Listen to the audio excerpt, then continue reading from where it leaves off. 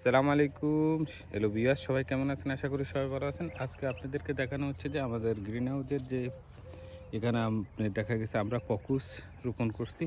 পকুস সাধারণত আমাদের শশা গাছের মতো, হ্যাঁ, শশার মতো, কিন্তু এটার আকারে কি অনেকটা অন্যরকম। তো আমি আসলে যেটুকু জানিছি এগুলা পকুস আরবিতে বলে। তো দেখুন এই যে মাশাআল্লাহ কত বড় সাইজের বড়, বিসমিল্লাহির রহমানির রহিম। আল্লাহু আকবার। ওজনে আপনি দেখা গেছে 4 থেকে 5 কিলো হবে। এগুলো আপনার বীজের জন্য রেখেছি মাশাআল্লাহ করে, একদম বড় বড় বড় সাইজের। এগুলো আমরা বীজ নেব এখান থেকে। তো এই পকুসের কিছু বৈশিষ্ট্য নিয়ে আপনাদের সাথে কথা বলতে চাই।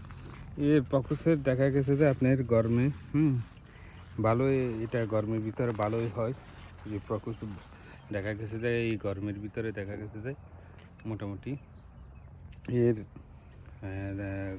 গরমে কোনো সমস্যা হয়নি, ভালোই আপনার দেখা গেছে যে গরমে দেখা গেছে যে এগুলো কোনো সমস্যা হয় না।